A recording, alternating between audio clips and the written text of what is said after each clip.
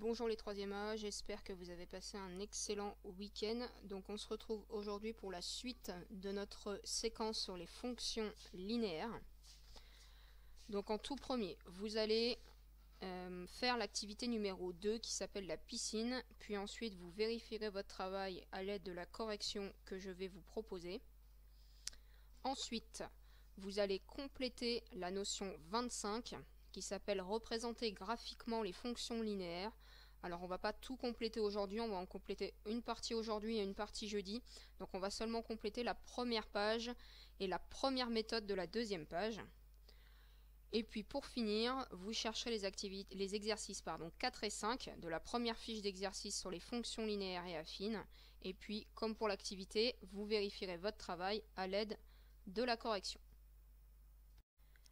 Pour commencer la séance d'aujourd'hui, vous allez me chercher l'activité numéro 2 qui s'appelle la piscine. Je vous l'ai distribuée en classe avant de partir.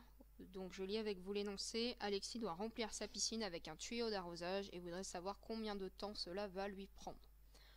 Pour cela, il remplit successivement 4 bouteilles de 1,5 litres et note le temps écoulé dans le tableau que vous avez juste en dessous. Donc vous avez une ligne correspondant au temps qui est exprimé en secondes et le nombre de bouteilles qu'il a rempli.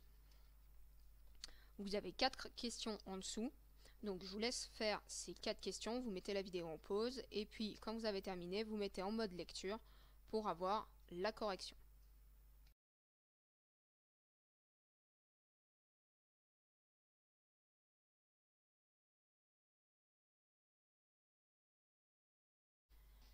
Donc correction de cette activité. Dans la première question, on vous demande de vérifier, de savoir si c'est un tableau de proportionnalité. Donc je vous rappelle qu'un tableau de proportionnalité, c'est un tableau où on peut trouver un coefficient pour multiplier, pour passer d'une ligne à une autre, le coefficient de proportionnalité. Ici, il est très facile à trouver puisque on voit ici qu'on a le chiffre 1.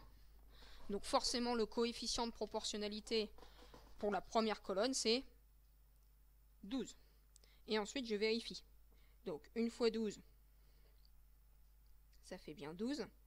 Et il faut que je vérifie pour toutes les colonnes pour bien voir si ça fonctionne. Attention, s'il y a une colonne sur les 4 où ça ne fonctionne pas, le tableau n'est pas proportionnel. Donc j'enchaîne avec la deuxième colonne, 2 fois 12, ça fait bien 24. 3 fois 12, 36. Et 4 fois 12, 48. Donc c'est bien un tableau de proportionnalité.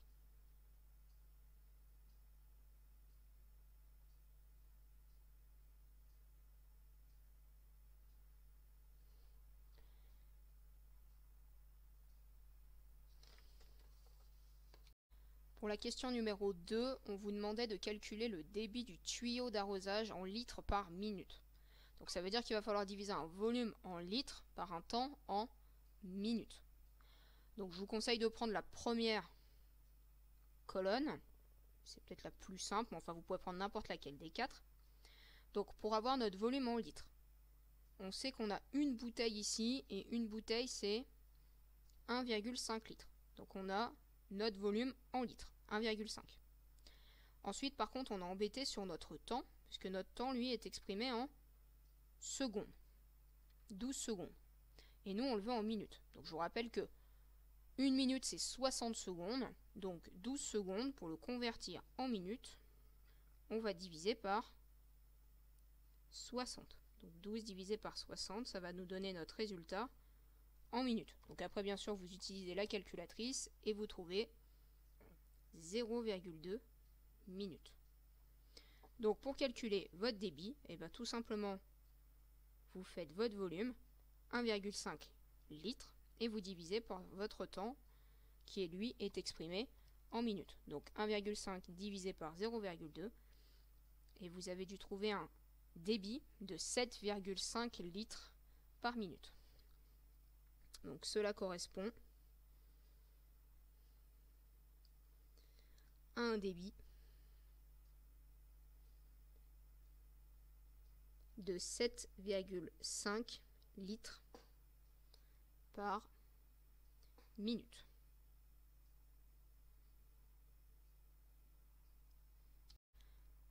Ensuite, dans la question 3, on vous demande de représenter graphiquement la fonction V, donc qui représente le nombre de litres d'eau qui s'écoule en minutes. Donc ici, on vous demande de représenter graphiquement, donc il va falloir tracer deux axes.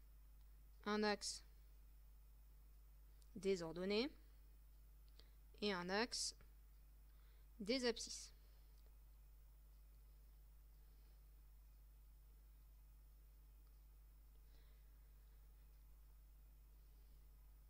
Donc sur l'axe des abscisses, on représente le temps qui est exprimé en minutes et sur l'axe des ordonnées, le volume qui lui est exprimé en litres.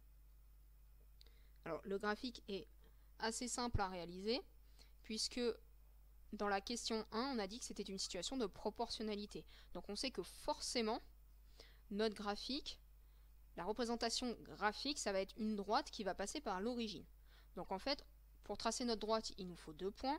On sait que ça passe par l'origine, donc déjà, on a forcément un point qui est celui-ci, l'origine du repère. Donc il nous suffit juste d'en déterminer un autre. Dans la question précédente, on a calculé que pour 1,5 litres, il nous fallait 0,8 minutes. Donc on va placer ce point. Donc on va numéroter, graduer nos axes. Donc notre temps minute, 0,2, 0,4, 0,6, 0,8, donc qui correspond à 12 secondes. 1 minute, 1,2, 1,4, 1,5, 1,6. Et on fait la même chose pour le volume, donc on peut graduer de 1 litre en 1 litre. Et ensuite, il vous suffit de placer un seul point. Donc moi, j'ai choisi celui-ci parce que je l'avais déjà calculé à la question précédente. Donc je sais que pour 0,8 minutes, ça correspond à environ 1,5 litres. Et ensuite, il suffit juste de tracer la droite qui va passer par ces 2 points. Donc vous, bien sûr, à la règle, ça doit être un petit peu plus facile que moi. Et vous devez avoir quelque chose comme ceci.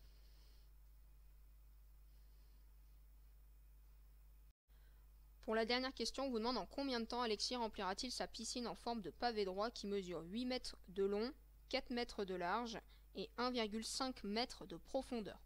Donc pour remplir, pour savoir le temps qu'Alexis va mettre pour remplir sa piscine, il faut déjà connaître, puisqu'on connaît le débit, on sait que c'est 7,5 litres par minute, puisqu'on l'a calculé à la question 2. Il faut qu'on calcule le volume de la piscine, savoir le nombre de litres que peut contenir cette piscine. Donc, c'est un pavé. Le volume d'un pavé, c'est longueur fois largeur fois hauteur. Donc, on va venir faire 8 mètres multiplié par 4 mètres multiplié par 1,5 mètres. Et avec la calculatrice, vous devez trouver 48 mètres cubes. Je vous rappelle la conversion qui vous permet de passer des volumes de contenance aux conversions de volume, pardon. C'est 1 litre égale 1 décimètre cube. Celle-ci, il faut la savoir par cœur. Donc 48 mètres cubes en décimètres cubes, c'est 3 colonnes sur le tableau, donc vous rajoutez 3 zéros, donc c'est 48 000 décimètres cubes, et décimètres cubes c'est la même chose que les litres, donc c'est 48 000 litres. Ça veut dire que la piscine peut contenir 48 000 litres. Donc si on sait, admettons que je fasse un petit tableau de proportionnalité sur mon brouillon, ok, ça veut dire que si j'ai mon volume en litres, je sais que il s'écoule 7,5 litres avec mon temps qui lui est en minutes. Donc en 1 minute, c'est mon débit. Moi j'ai 48 000 litres d'eau à mettre dans ma piscine. Donc pour savoir le temps que je vais mettre pour remplir ma piscine. Je vais donc faire 48 000 fois 1, donc 48 000, divisé par 7,5. Et donc à la calculatrice, vous trouvez 6400 minutes. Alors bien sûr, on ne va pas laisser 6400 minutes. Donc 6400 minutes, si vous le divisez par 60, vous devez trouver que c'est 106 heures complètes. Donc vous faites 6400 divisé par 60. C'est 106 heures complètes entières et il reste 40 minutes. Bien sûr, on ne va pas laisser 106 heures. Donc cette fois-ci, on va diviser par 24. Et donc c'est 4 jours, 10 heures et 40 minutes.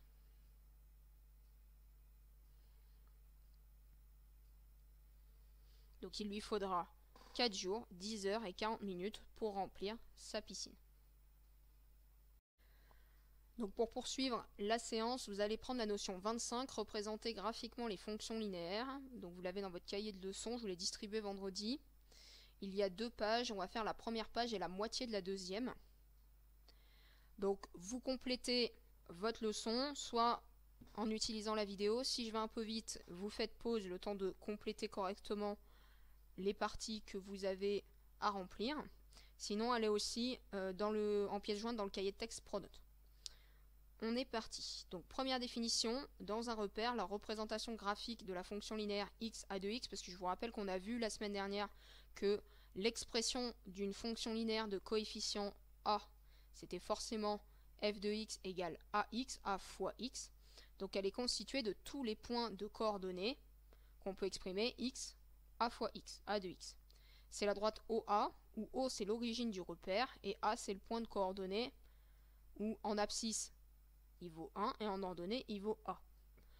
On dit que le petit a c'est le coefficient directeur de la droite OA, ce nombre indique la direction de la droite.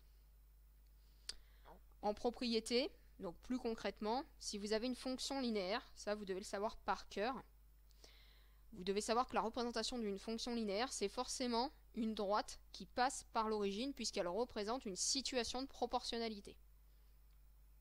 A l'inverse, si vous avez une fonction dont la représentation graphique, vous observez que c'est une droite qui passe par l'origine, alors automatiquement vous savez que cette fonction est une fonction de type linéaire.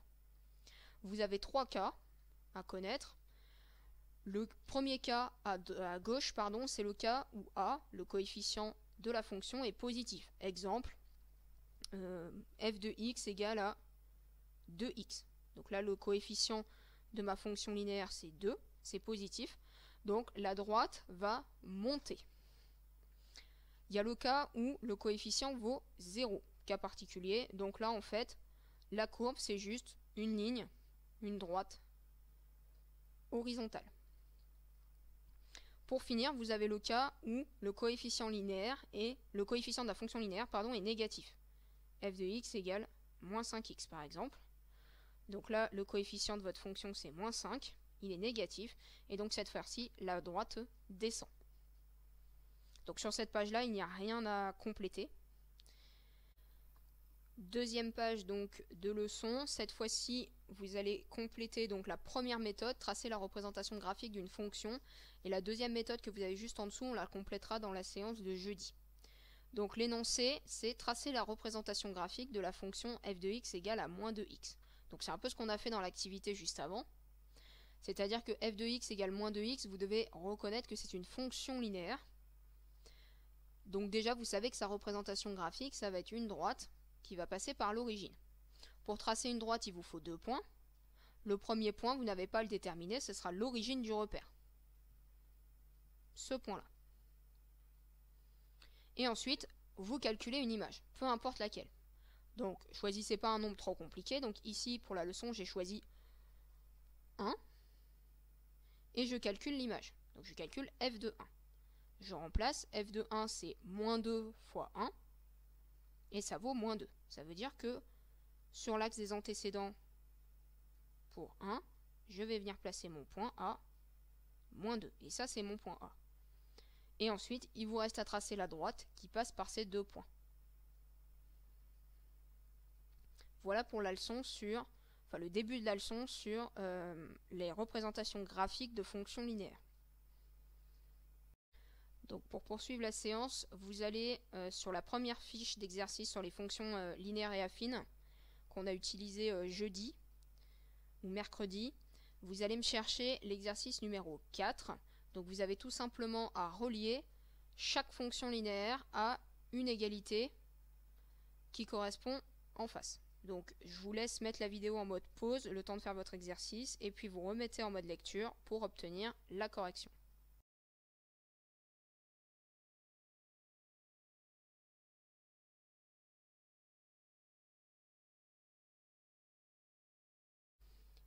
Correction d'exercice numéro 4. Donc je vais m'intéresser à la première case orange ici. Donc f de 20 est égal à 2. Je vous rappelle que 20 c'est l'antécédent et que 2 c'est l'image. Ça veut dire que si je rentre 20 dans la boîte, il ressort en image 2. Et je cherche la fonction qui correspond. Donc j'essaye sur la première, 10x. 10x ça veut dire que ma fonction, qu'est-ce qu'elle fait? Elle prend un nombre et elle le multiplie par 10. Donc ici, ça ne fonctionne pas parce que si je fais 20 fois 10, il devrait sortir 200. Donc, ça ne marche pas. Ensuite, j'essaye avec 0,1 x. Donc ça veut dire que ma fonction, elle multiplie par 0,1. Donc si vous faites 20 fois 0,1, ça fait bien 2. Donc on relie cette fonction avec cette égalité. On enchaîne avec f de moins 3 égale à 6. Ça veut dire que je rentre dans ma boîte moins 3 et il ressort en image 6. Et je cherche la fonction qui peut me transformer le nombre moins 3, le chiffre moins 3, en 6. Donc, de même, j'essaye, la première fonction, on a dit qu'elle multipliait par 10, moins 3 fois 10, moins 30. Ça ne fonctionne pas. La deuxième fonction, moins 2x, ça veut dire qu'elle va multiplier par moins 2. Là, ça fonctionne. Si je fais moins 3 fois moins 2, ça fait bien 6. Donc, je viens relier la fonction f de x égale moins 2x avec f de moins 3 égale à 6. Je continue avec la fonction qui a 0,3 associée en image 3. Je réessaye ma première fonction qui multiplie par 10. Et là, c'est la bonne. Si je fais 0,3 fois 10, j'ai bien 3. Donc, je relis. Pour terminer, mais on va vérifier quand même, de toute façon, normalement, on n'a plus que cette possibilité.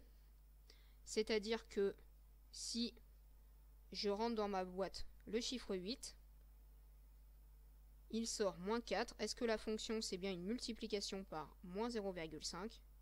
Je vous rappelle que multiplier par 0,5, ça revient à diviser par 2. Donc ici, 8 multiplié par moins 0,5, ça nous donne bien moins 4. Pour terminer la séance, vous allez me chercher l'exercice numéro 5. Donc dans chacun des 4 cas que vous avez en dessous, vous devez déterminer la valeur du coefficient de la fonction linéaire qui vérifie la condition qui vous est donnée.